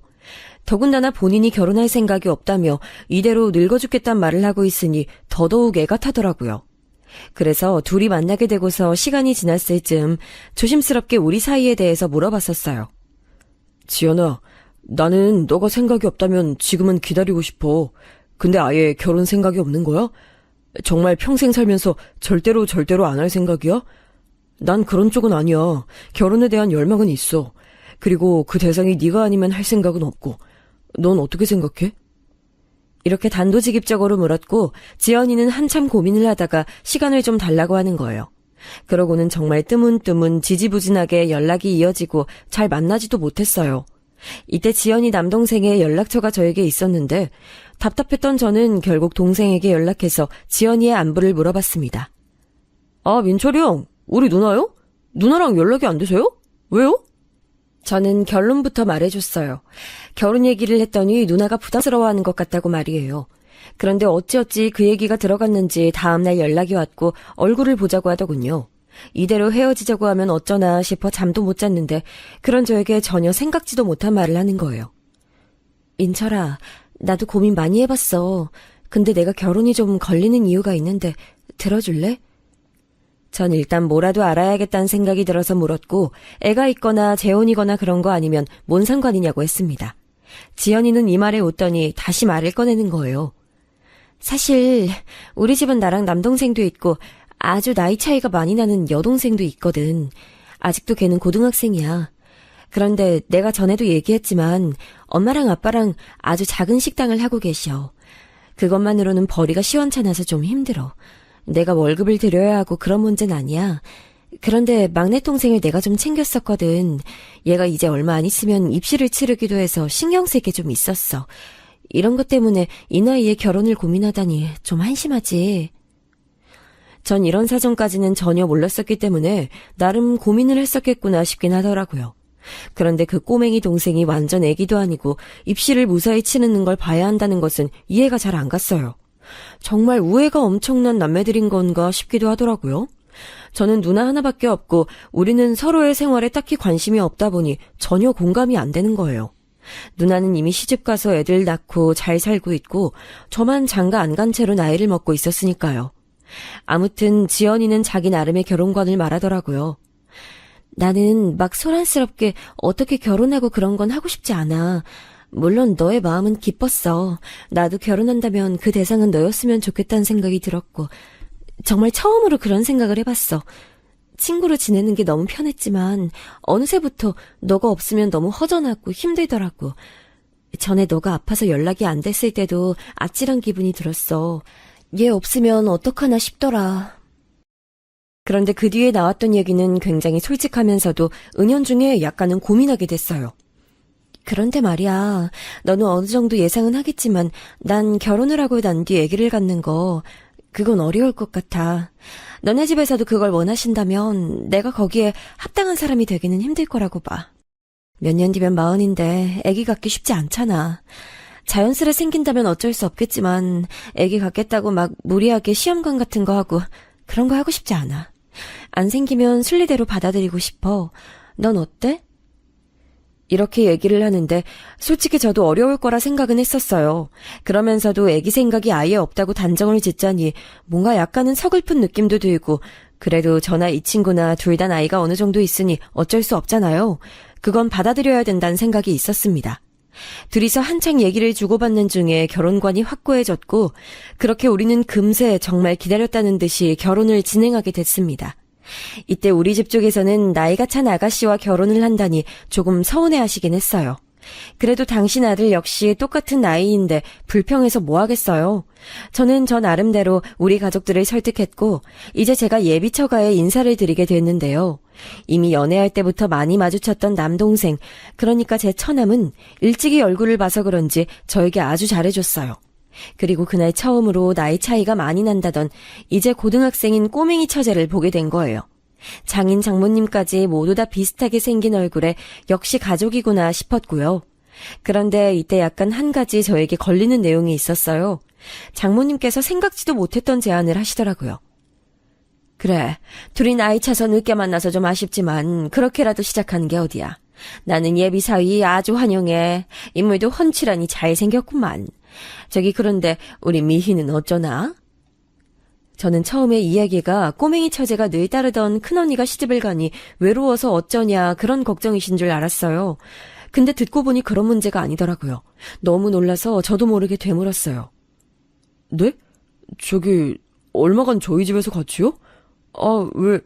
아니 그게 이유가 있으신 건지. 이 말에 꼬맹이 처제, 그러니까 아무튼 그냥 처제라고 부를게요. 아무튼 처제도 당황했는지 저를 쳐다봤고 지연이도 난감한 얼굴로 자기 부모님을 쳐다보더군요. 길게 말고 몇 달 반이야. 잠깐만 데리고 있으면 안 되나? 얘가 저기 지연이를 많이 따랐어. 왜 강아지들도 주인이 떠나게 되면 따라가서 얼마 있다가 다시 돌아오기도 하잖아. 그러니까 뭐지 강아지 같은 얘기는 아니고 아무튼 그만큼 미희가 지연이를 많이 따랐거든. 지금 되게 중요한 때이기도 하고 얘기 들어보니까 자네도 출장 되게 많다면서. 그럼 집에 부인 혼자 두게 될 일 많잖아. 그럴 때 막내 여동생이랑 같이 있게 하는 것도 괜찮지 않나? 길게는 아니고 몇 달 만이야. 안 그래도 우리가 그쪽 지역에 대학을 보낼 생각이거든. 이때 저는 좀 너무 황당해서 아직 결혼도 안 한 예비 사위감한테 이런 얘기를 하는 게 보통인가 헷갈렸어요. 그러시군요. 그런데 저기 지금 제가 막 결정할 얘기는 아닌 것 같은데요. 그러자 지연이도 자기 부모님을 나무라면서 안 된다고 하더라고요. 아니 엄마 무슨 얘기야. 나한테 상의도 안 하고 그런 말을 왜 해. 신혼부부가 시작하는 집에 못 데려가지. 그건 안 돼 엄마. 일단은 이런 부분이 조금 당황스럽긴 했지만 잘 넘겼고 우리는 직계 가족들만 모인 상태에서 결혼식을 올리게 됐어요. 큰 식장을 빌리지는 않고 잘 아는 장소를 빌려서 거기서 조촐하게 결혼식을 했습니다. 아무튼 그렇게 해서 지내고 있던 와중에 제가 살고 있던 집에 거의 아내인 지연이가 들어와서 살림이 합친 셈이 됐거든요. 형편이 여의치 않은 편이라고도 했고 혼수로도 그리 큰 돈을 갖고 오진 못했어요. 아무래도 경제적으로 상황이 좋지 않으니까 이래저래 집에 많이 보탰다곤 하더라고요. 대신 결혼 후에는 말끔하게 정리를 했고 우리는 한동안 꿀같은 신혼 시절을 보냈습니다. 그런데 얼마 뒤에 처제가 우리 집으로 들어오기 전까지만 말이에요. 사실 이때 우리 집으로 들어오게 될 때에도 되게 말이 많았고 이런 방식으로 들어올 거란 생각도 못했어요. 어느 날 대뜸 장모님이 전화를 하시더니 우리 집으로 처제를 보낸다고 하시는 거예요. 회사에서 바삐 일을 하던 중에 전화 받고 얼마나 황당했었는지 몰라요. 자네 일하느라 바쁘지? 다른 게 아니라 우리 미희 있잖아. 자네 막내 처제 말이야. 미희가 지금 짐 가지고 그쪽으로 갔어. 아니 애 아빠랑 나랑 너무 바쁘고 이만한 꼬맹이 챙기기가 너무 힘들어. 대학 입시 준비하는 것도 힘들어하고 그쪽 구경도 하고 싶다고 하길래 말이야. 원룸 얻겠다고 고집 부리는 걸 네 언니랑 형부한테 가보라고 했지. 아마 지금쯤 다 갔을 거야. 지연이한테 연락해봐. 이건 무슨 내용 하나하나 정말 구구절절 단 하나도 이상하지 않은 구석이 없는 거예요. 이런 중요한 얘기를 왜 처제를 보내놓고 저한테 전화해서 통보를 하시는 건지, 그리고 왜 아내 지연이는 이런 얘기를 저한테 안 해준 건지, 게다가 대학 입시랑 저희 집에 오는 거랑 뭔 상관이라는 걸까요? 같은 서울 하늘 아래 살고 있고 서울에 있는 대학을 갈 거라면 충분히 장모님 댁에서 통학을 해도 문제될 게 없거든요. 곧장 저는 아내에게 전화를 했고 전화 받더니 본인도 당황스럽다는 투더라고요. 미안하다고 말이죠. 저기 민철, 아니 여보, 미안해. 나도 엄마가 이렇게 갑자기 보낼 줄 몰랐어. 보니까 얘가 내가 결혼하고 난 뒤에 되게 외로워하고 힘들어했다나 봐. 내가 며칠만 데리고 있다가 돌려보낼게. 이런 일 없을 거야. 정말 미안해. 아니 진짜 말 맞다나 무슨 강아지도 아니고 집에서 엄연히 잘 키우고 있던 자녀를 저렇게 출가한 자녀의 가정으로 보내도 되는 건가요? 전 여러 가지 부분에서 이해가 가지 않았지만 최대한 내색하지 않으려고 했어요. 내가 편하게 드나들던 내 집에 낯선 처가 식구가 와 있다고 하니까 썩 마음이 편치 않더라고요. 지연이는 미안했던지 식사도 신경 써서 차렸고 마주 앉은 처제도 고개를 푹 숙이고서는 잔뜩 눈치를 보는 거예요. 형부 죄송해요. 갑자기 찾아와서. 그런데 저 여기 얼마 안 있을 거예요. 정말 얼마 안 있다 갈 거예요. 그냥 얼마만 있게 해주세요. 그러면서 고개도 못 들고 머리를 치렁치렁하게 앞을 가리고 있고 그 모습을 보며 지연이는 또 짠해하는 모습을 보이니 저도 더 뭐라고 하진 못했어요. 이런 분위기가 되어버렸으니 일단은 받아들일 수밖에 없는 거죠. 그런데 얼마 지나지 않아 처제가 살아가는 모습은 정말 아무리 봐도 너무 마음에 안 드는 거예요. 아무리 고등학생이고 아직 어리다고 하지만 장인어른 장모님께서 막둥이 딸을 너무 오냐오냐 키우신 게 느껴지더라고요. 저렇게까지 단순하게 키웠어야 했을까 싶을 정도로 머무는 공간을 너무 지저분하게 만들었어요. 좀 돌려서 말을 할까 하다가 이건 아니다 싶어 지연이에게는 사실대로 말을 했어요. 저기 지연아, 처제 다른 건 다 괜찮은데 집에 와서 먹은 거나 이런 것 정도는 싱크대에 갖다 두게 해줘라. 내가 말하면 기분 나빠할 수도 있잖아. 설거지까지 바라는 것도 아니고 저렇게 거실에다가 먹은 것들을 그대로 두고 하나도 안 치웠어. 라면이랑 삼각김밥 같은 거 껍질째 그냥 굴러다니고 있잖아. 우리가 올 때까지 정말 조금도 손댈 생각을 안 하는 것 같아. 이렇게 말을 했던 건 처제가 잠깐만 다녀간다고 했던 날들이 점점 길어지고 있기 때문이기도 했어요. 은연중에 대체 언제 보낼 것인지 처제는 왜 저렇게 큰 트렁크를 끌고 온 건지 제 안에 계속 물음표로 남아있었거든요. 지연이는 이 부분에서 미안한 듯 말을 하면서도 끝내 언제 갈 것인지에 대해서는 말을 하지 않더라고요. 아, 미안. 얘가 진짜 그런 부분에 버릇이 없다니까. 내가 그 부분 확실하게 말해둘게. 자꾸 저러고 있으면 곤란하잖아. 미안해. 내가 고치도록 할게. 저기 지연아. 나도 이렇게 말해서 미안한데 자꾸 저러고 있으면이라니. 처제 혹시 우리 집에 어느 정도 있는 건지 알 수 있어? 불편하다기보다 나도 기한은 알아둬야 할 것 같아서. 나중에 우리 부모님도 집에 오실 수 있고 누나도 올 수 있잖아. 아무것도 모르고 있다가 부딪히면 좀 곤란하니까. 이건 저도 최대한 애둘러서 말한 거였어요. 실상은 부모님 핑계를 대고 처제를 언제 보낼 건지 직접적으로 물은 셈이었죠. 당연히 곧 보낼 거라고 미안해할 줄 알았는데 지연이의 반응은 되게 애매하게 돌아왔어요. 여기서 저는 답답함을 느꼈습니다. 그게 미희가 아직 좀 더 있고 싶나 봐. 저기 원룸도 내가 알아봐 줄까 싶어서 요즘 찾아보고 있거든? 구해지면 아마 나가게 될 거야. 이렇게 마치 남일처럼 이야기를 하는데 저는 나가는 시기도 제가 알 수 없다는 것에 숨이 턱턱 막혔어요. 아니 정도가 있지. 아무리 제가 자기를 좋아하고 사랑해서 결혼했다지만 오롯이 우리 둘이 살기 위해서 이 집을 정한 거잖아요. 지연아, 내 말 오해하지 말고 잘 들었으면 좋겠는데 나는 처제가 있는 게 불편하다기보다는 우리 둘의 생활을 좀 신경 써줬으면 좋겠어. 둘이 결혼해서 둘이 살아가고 있는 거고 그러기 위해 이 집이 있는 거잖아. 둘 다 그걸 동의했고. 근데 나는 처제가 같이 있게 될 거라고는 듣지 못했어. 이 부분은 지연이 너가 처제나 장모님께 확실히 해줬으면 해. 그런 건 부모님께 확실히 얘기할 수 있잖아. 제 말을 여기까지 들은 지연이는 조금 난감한 표정을 짓더니 그제야 알겠다, 얘기해보겠다고 하는 거예요. 알겠어. 여보가 힘들어할 거란 생각을 못했네. 엄마가 무작정 부탁하긴 했지만 그래도 여보가 잘 받아줘서 너무 고마웠어. 우리 미희 같이 데리고 있어줘서 고마워. 이렇게 말을 하는 걸 들으니 순간적으로 제가 너무 강하게 밀어붙였나 싶었지만 그래도 얼마간 쭉 이어졌던 낯선 식구와의 생활은 저를 너무 피곤하게 만들었어요. 그렇게 해서 어찌어찌 처제를 보냈고 저도 그날은 괜히 어색하면서도 개운한 마음에 지연이가 좋아하는 음식과 간식거리를 사들고 들어갔었답니다. 그런데 묘하게 뚱한 얼굴로 서운한 빛을 내고 있는 모습을 보니 저도 뭐가 뭔지 모르겠는 거예요.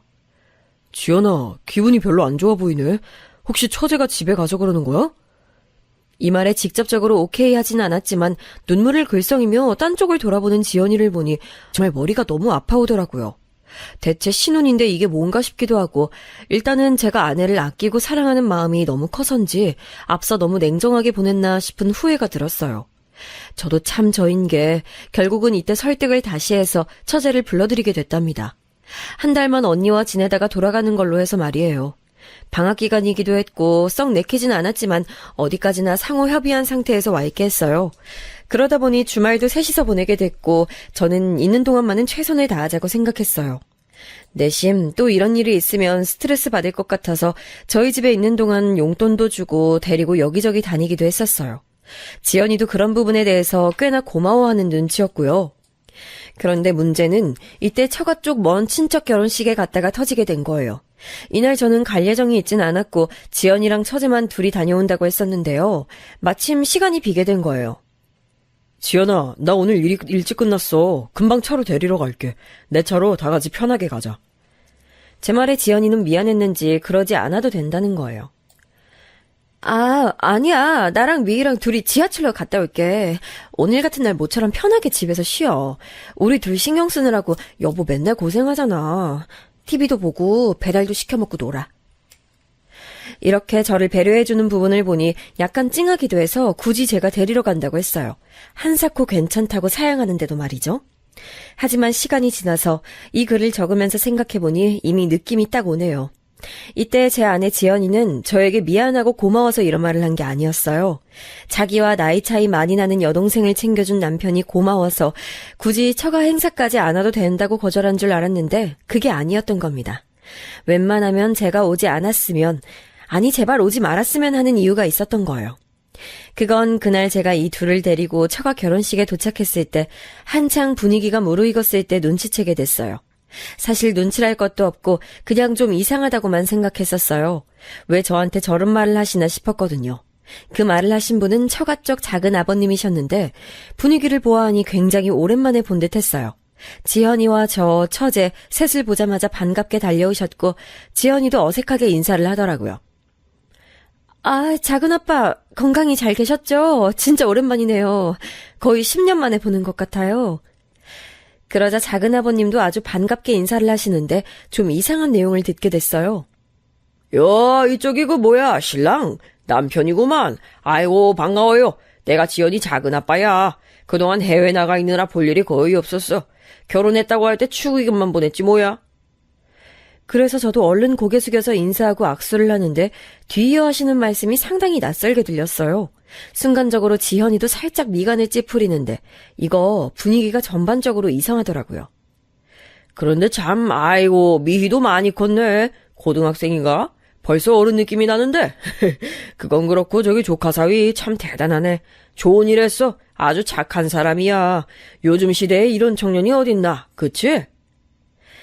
일단 저는 아주 단순한 사람이라 처음엔 제가 이렇게 처제까지 챙겨온 걸 기특하게 보시나 했어요. 근데 돌아서서 어른들과 인사를 다니는데 생각하면 할수록 좀 이상한 거예요.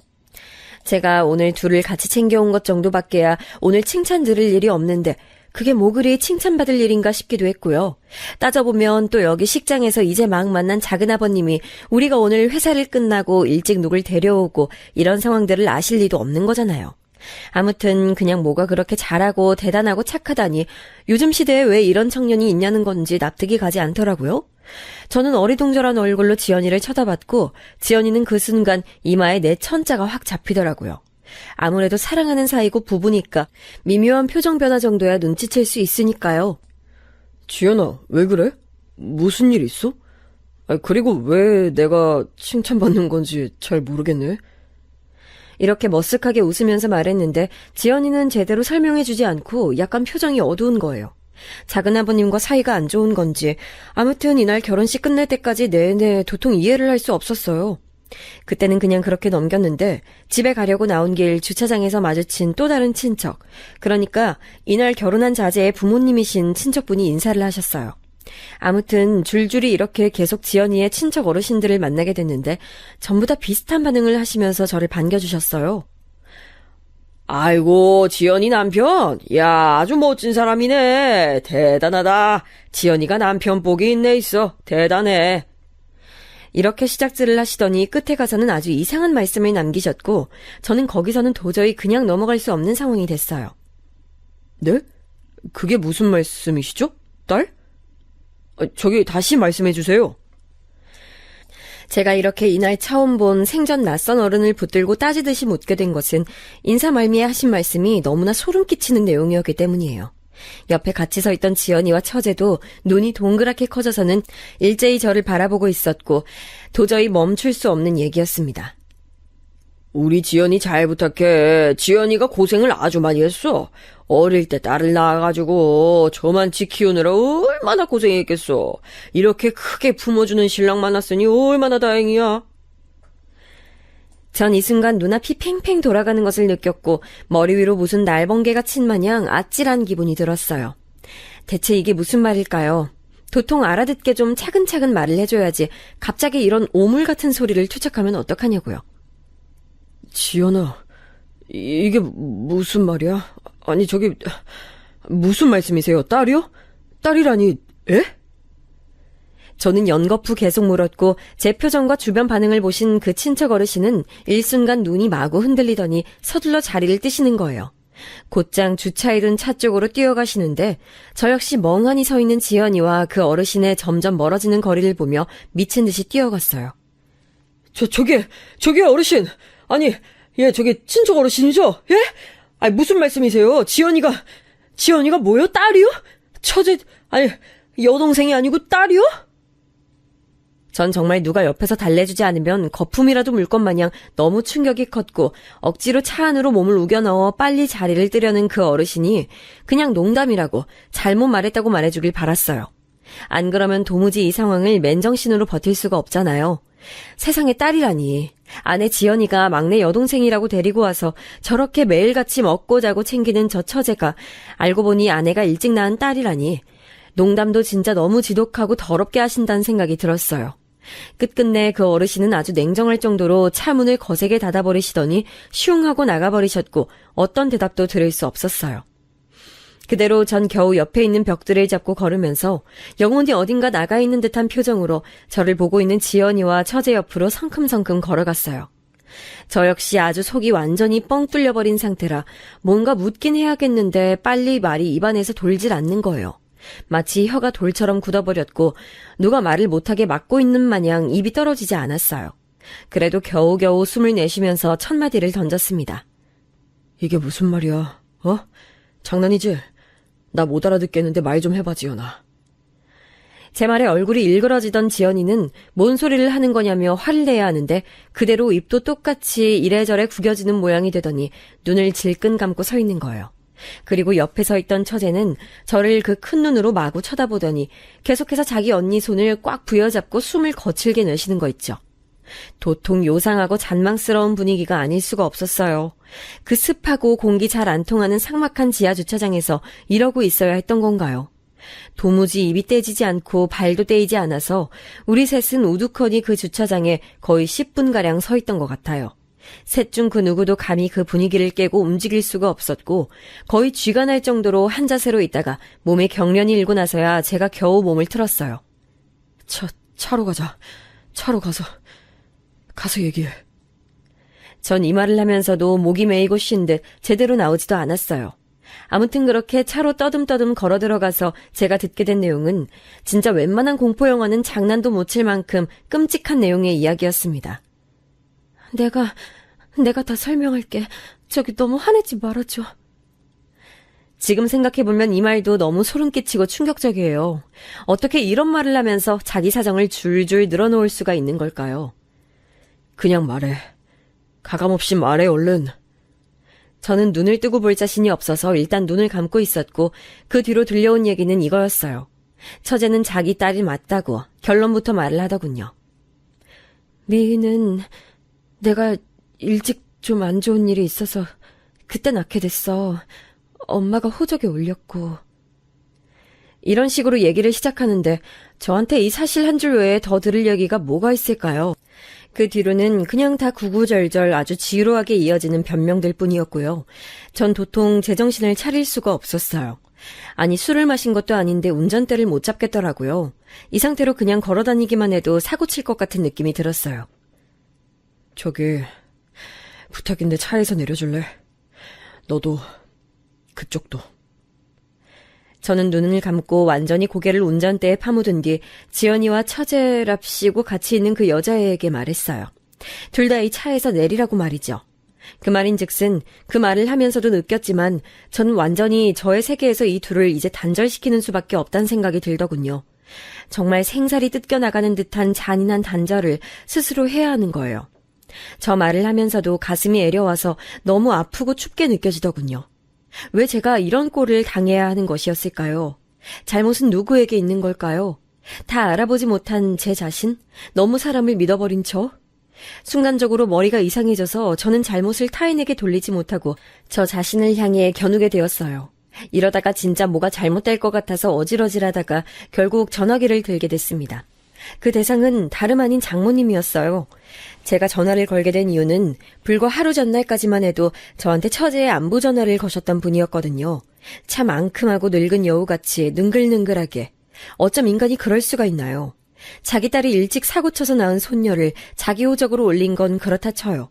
100번 양보해서 자기 자식을 지키려고 했다 치자고요. 그 뒤의 행보가 어땠나요? 사위인 저에게 그 사실을 알리지 않고 결혼시켰고요. 이후에 우리 집으로 보냈어요. 데리고 있으라고요. 호적에 올려서 조용히 살 거면 자기가 데리고 있었어야지 저한테 보냈다고요. 저는 이 부분에서 분노가 치밀어서 참을 수가 없더라고요. 쫓아가서 얼굴을 보면 제정신으로 있을 수 없을 것 같아 전화를 걸었어요. 장모님, 접니다. 지금 미연이랑 미희는 집에 갔을 거예요. 제 말에 장모란 작자는 정말 아무렇지도 않게 말하는 거예요. 마치 밥을 먹었냐고 묻듯이 자연스럽게 말이에요. 그래. 오늘 결혼식 갔다 왔지? 자네는 안 갔어? 왜 지연이랑 미희 둘만 보냈대? 장모님. 저는 이때 다시 숨을 들이쉬었다가 말을 꺼냈고 돌아오는 장모의 뻔뻔한 반응을 보니 이제 정신줄을 잘 잡아야겠다는 생각만 들더라고요. 장모님, 왜 그러셨어요? 처제 아니잖아요. 지연이 딸이라면서요. 장모님 저한테 왜 그러셨어요? 이 말에 장모는 한참을 말이 없다가 그 꿀먹은 벙어리 같은 침묵 뒤에 뭐라는 줄 아세요? 진짜 제가 미친 건가 이 작자가 미친 건가 헷갈렸다니까요. 이제 알았구만. 그래. 어쩔 수 없어. 자네가 순리를 받아들여. 데리고 살겠다고 아내로 받아들여서 살겠다고 데려갔잖아. 그럼 지난 일도 다 품어야지. 그래야 부부지. 여기서 저는 괴성을 지르면서 마구 날뛰게 됐어요. 몇 번을 생각해봐도 제 입에서 나올 수 있는 소리였나 싶을 정도로 아주 괴팍하게 말이에요. 그걸 지금 말이라고 하십니까? 제가 왜요? 제가 왜 장모님 딸이 질러버린 일을 품어야 되는데요? 제가 꾀꾀거리면서 소리를 질러대는데 정신 차려보니 침이 흐를 정도였더라고요. 그새 장모는 전화를 끊어버렸고 제가 몇 번을 걸어대도 받지 않았어요. 장인도 같이 있었는지 둘 다 똑같이 안 받더군요. 그러니 제 머릿속은 복잡해졌고 이후로 일을 어떻게 해야 하나 머리가 아파올 뿐이었어요. 일단 뭔가 말할 정신도 없었고 그날 집으로 들어가니 처제란 여자애는 온데간데 없고 지연이 혼자 앉아있더군요. 눈물이 가득한 얼굴로. 집에 불도 켜지 않고 껌껌한 조명 아래 무릎을 꿇고 있는 거예요. 여보, 많이 힘들지? 내가 정말 용서를 구할게. 미리 말 못해서 미안해. 나도 사정이 있었어. 나가. 전 딱 잘라서 말했어요. 여보. 아니 됐어. 나가. 부탁할게. 내가 빌까? 나도 엎드려서 빌어? 그래야 나가줄래? 여기 내 집이야. 이렇게 말했는데도 어정쩡하게 서 있는 지연이를 향해 저는 결국 극강의 한마디를 건넸고 그 말에 지연이는 소스라치게 놀라 신발을 마구 주워 신고 뛰쳐나가더라고요. 너 지금 안 나가면 나 정말 제대로 사고 칠 수도 있을 것 같아. 이렇게 말할 때 빨리 나가. 그 뒤로는 책임 못 져. 지금 당장 나가 빨리. 그렇게 내쫓아서 주랭랑 치듯 나가버리는 모습을 보니 집안에 이런저런 흔적이 너무 많이 있어서 볼수록 어이가 없고 웃음만 나는 거예요. 둘이 정갈하게 이것저것 하나 골라서 꾸며놓은 모양새며 웨딩 촬영에서 걸어둔 액자며 또 그 사이에 눈치는 있어가지고 쥐도새도 모르게 그 처제란 여자의 짐은 다 뺐더군요. 자기는 그대로 여기에 붙어있을 수 있을 거라 생각했던지 자기 짐은 치우지 않고 그대로 둔 게 화가 났다가 어쨌다가 하여간 저는 제정신이 아니었어요. 저는 이후로 거의 며칠 밤을 잠을 잘 수가 없었고 회사도 휴가를 냈고 부모님과 누나와도 연락을 하지 않았고요. 집에 있는 물이나 마시며 굴러다니던 빵이나 뜯어가면서 그렇게 누워서만 며칠을 보냈어요.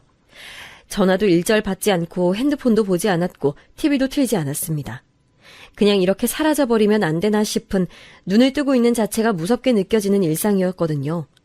어떻게 저를 그렇게 감쪽같이 속일 수가 있었을까요? 저를 비롯하여 우리 부모님과 누나까지 정말 단번에 속여버렸으며 아무리 생각해도 제가 우라통이 터져서 참을 수 없는 건 지연이는 당연하고 장모의 태도예요. 저를 얼마나 바보 천치로 봤으면 딸인 걸 속여놓고 그 딸을 제 집구석으로 보내냐는 말이죠. 그래놓고 받아들이라고 하고 전화를 피했어요. 심지어 중간에 정신 차리고 문자를 확인해보니 이렇게 메시지가 와 있더군요. 순간 전화를 부숴버릴 뻔했습니다. 자네, 경우가 없는 사람이네. 갑자기 이렇게 애를 쫓아내면 어떡하나 대화로 풀어야지. 부부로 살겠다고, 기쁠 때나 슬플 때나 함께 하겠다고 하지 않았나. 부부는 그런 걸세. 이게 뭐하는 짓인가? 내 딸에게 실망을 안겨줄 텐가? 이런 말 같지도 않은 말을 맞춤법도 다 틀려가면서 떠듬떠듬 거만하게도 써서 내보낸 얼굴이 상상돼서 전 이대로 있다간 정말 분노에 못 이겨서 죽을 수도 있겠다는 생각이 들었어요. 그렇게 생각하고 나니 너무 억울해서 미치겠는 거예요. 제가 왜 그렇게 돼야 하는 거죠? 저는 피해자로서 당한 것밖에 없었는데 말이에요. 거의 짐승처럼 어슬렁어슬렁 집안에서 맴돌고 있다가 장모의 저 문자에 정신을 차리고 제 스스로를 이렇게 괴롭히느니 저들을 망가뜨려야겠다는 생각을 겨우 했어요. 여보세요, 처남. 나야. 그래, 얘기 들었지? 처남에게 전화를 걸어 이 말을 할 때쯤 저는 겨우 목욕을 하고 밥다운 밥을 먹고 안방에서 거울을 보면서 처남에게 전화를 걸었어요. 제 자신을 다시금 보고 얼굴을 매만지면서 왜 내가 고통을 받아야 하는지, 그러면 안 된다고 다짐을 몇 번이나 했습니다. 처남은 발발 떨면서 전화를 받았는데 그도 그런 게 저랑 일로서도 얽혀 있었거든요. 제가 아는 형을 소개시켜줬고 또 다른 제 지인은 장인장모의 식당과 협업을 해서 벌리고 있는 사업이 있었어요. 하여간 다시 쓰다 보니 열받는 게 이만큼 처가에 열심을 다하는 사위가 어디 있나요? 아니, 많은 사위분들이 대체로 열심히 하시고 가정을 잘 이루며 사시겠지만 그런 사위분들 중에 저 같은 상황에 처한 분들이 흔하신가요? 왜 잘하려고 힘쓴 저를 더 엿먹이려는 것도 아니고 어떻게 그렇게 속여놓고서 제가 주는 것들은 다 쏙쏙 빼먹고 딸의 지난 과오나 마찬가지인 그 핏줄까지 저한테 떠넘겨서 데리고 있게 하냐고요. 저를 얼마나 지들 밑으로 보고 밥으로 봤으면 그랬던 건지 너무 한심하고 어이가 없어서 우리 가족에게는 말조차 꺼낼 수가 없었어요. 저는 이 상황을 끄집어내어 자근자근 조금씩 처가 가족들을 밟게 됐습니다. 먼저 처남에게 전화를 해서 단번에 일을 끊겠다고 말했어요. 처남은 지한테 불똥이 튈 거란 상상 정도는 했던 건지 무조건 빌고 또 빌더군요. 그도 그런 게 백수로 살던 인간을 제가 끄집어내어 취직도 시켜주고 우리 거래처도 소개시켜줬거든요. 처남, 나 실망이야. 보통 실망한 게 아니야. 어떻게 언제까지 속일 수 있을 거라 생각했어? 심지어 처남은 그 처제, 걔 말이야. 걔 우리 집에 와 있을 때 놀러 왔잖아. 그때 둘이서 계속 오빠니 미희니 어쩌고 이름 부르고 있더만 그거 다 연기하고 쇼한 거였어? 나 진짜 어이가 없네. 매영, 제 얘기 좀 들어주세요. 저도 너무 괴로워서. 시간 낭비야, 이런 거. 설명? 그런 게 왜 필요해? 좌우지간, 본인 살 길은 이제 본인이 알아봐. 나는 이제 네 매형도 뭣도 아니니까. 곧장 저는 처남과 연결해줬던 모든 네트워크를 다 끊어버렸어요. 지인들에게는 자초지종을 자세히 말할 수 없지만 이혼하게 됐다고 말했어요. 물론 다들 기겁하고 놀랐죠. 민철아, 갑자기 왜? 이혼? 아이고, 하긴 물어서 뭐 하겠냐마는. 암튼 그래. 네 그 처남 거는 내가 알아서 처리할게. 그리고 그 뒤에 이어서 할 일은 그 뻔뻔한 늙은 여우 같은 노친네들이었죠. 제 지인분들에게 연락했고 장인장모와 하는 협업을 끊어달라 했어요. 역시나 보통 아닌 노친네들이었어요. 어지간한 심장으로 그런 대대적인 사기를 칠 수 없었겠죠. 아니나 다를까 제가 처남 일 끊어버린 걸 알고 바로 제 지인에게 쫓아가서 자기들과는 일해달라고 했다더군요. 전화로 듣고 얼마나 골 때렸는지 몰라요. 민철아, 그 니네 장모님 장난 아니시더라. 아니, 저기 뭐야, 우리랑 협업하는 것 때문에 이것저것 담보 잡고 대출을 엄청 땡겼다던데? 아니 근데 왜 계속 해달라는 거야? 구두로 계약하긴 했었는데 새삼스레 왜 저러는지 모르겠어. 저기 형, 그거 그만 좀 해주세요. 제가 다른 분들이랑 연결해드릴 테니까 저희 장모님 쪽이랑은 일 끊어주세요. 아니지. 이제 장모도 뭣도 아니에요. 저 이혼할 거예요. 소송도 할 거고요. 이렇게 해서 제가 웬만큼 큰 마음을 갖고 처가 쪽에 보냈었던 인간적인 모든 배려들을 전부 가위로 전깃줄 자르듯 뚝뚝 잘라버렸어요. 현재 이혼 소송 중인데 이 쇠심줄 같은 것들이 독이 올라서는 제 뜻대로 해주질 않고 있어요. 제가 다 끊어버린 것 때문에 밥줄은 물론이고 대출받은 것들을 어찌 감당하냐며 아주 욕을 하고 난리들도 아닙니다. 그나마 뭐랄까 이 모든 원흉의 근원인 지연이, 걔는 그나마 양심이라도 있는 걸까요? 어쨌건 본인은 저한테 아무런 연락도 하고 있지 않아요. 사실 걔도 잘 모르겠어요. 그 뒤로 미안하다는 말도 안 하고 지 엄마를 통해서 이혼은 할 수 없다. 사기 결혼 소송은 더더욱 받아들일 수 없다는 의지를 나타내고 있으니까요. 이게 사기 결혼이 아니면 뭔가요? 저는 그들을 절대 적당한 방식으로 봐주지 않을 거예요. 주변에 법적으로 도움 줄 사람들도 없는 건지 그 표독스럽게 돈도 고르고 욕심만 그득한 것들이 매일같이 집착하는 내용의 문자를 보내는 것 말곤 뭣도 못하고 있습니다. 저는 이미 이런저런 절차들을 다 마련해놨고 단지 저를 괴롭게 하는 건 눈뜰 때마다 매일같이 머리를 얻어맞는 듯한 트라우마가 남았다는 거예요. 아내의 나이 차이 많이 나는 여동생이 알고 보니 아내의 딸이었다는 거, 그 한 줄만으로도 너무 역겹고 토할 것 같거든요. 그나마 하늘은 제 편이었는지 사기 결혼 소송 준비는 순조롭게 되어가고 있고요. 저 집 식구들은 안 그래도 궁핍한 형편에 그나마 중산층 사위를 맞았다가 아주 황금알을 가진 거위배를 갈라버리는 꼴이 됐어요. 자기들이 그냥저냥 살던 때에 비해서 빚까지 어마어마하게 지고 다 같이 내쫓기는 신세가 된 셈이죠. 그 꼴 저는 팝콘 먹으면서 끝까지 구경해줄 생각입니다. 두고두고 제 눈으로 보면서 절대 용서해주지 않을 거예요. 그나마 인생을 제가 잘못 살진 않았던지 주변에 있던 형들이나 직장 지인들, 동료들이 여러모로 제 상황을 알고 하루 이틀 번갈아가며 잘 있는지 연락을 해주고 있어요. 참 고마운 사람들이에요. 한 가지 서글픈 건 저도 이런 좋은 사람들이 있지만 단 한 명의 배우자를 만나서 잘 지내고 싶었는데 말이에요. 제가 겪은 가장 큰 손실은 그렇게 잘 해나가고 싶은 기대와 자신감을 아주 크게 훼손당했다는 거예요. 이건 어떻게 보상받을 수 있을지 그 부분이 저에게 가장 큰 숙제라고 생각이 되네요. 일단은 그 인간들 망해서 일어서지도 못하게 만드는 걸 완전히 도장 찍듯 확인하고 이후에 새로운 발걸음을 나아가려고 해요. 요즘 들어서야 겨우 밥 한 공기 다 먹고 움직이게 됐네요. 제 이 날선 한풀이를 들어주셔서 감사합니다. 들어주신 분들은 모두 저보단 나은 좀 더 편안한 하루들을 보내시길 바라요. 건강하십시오.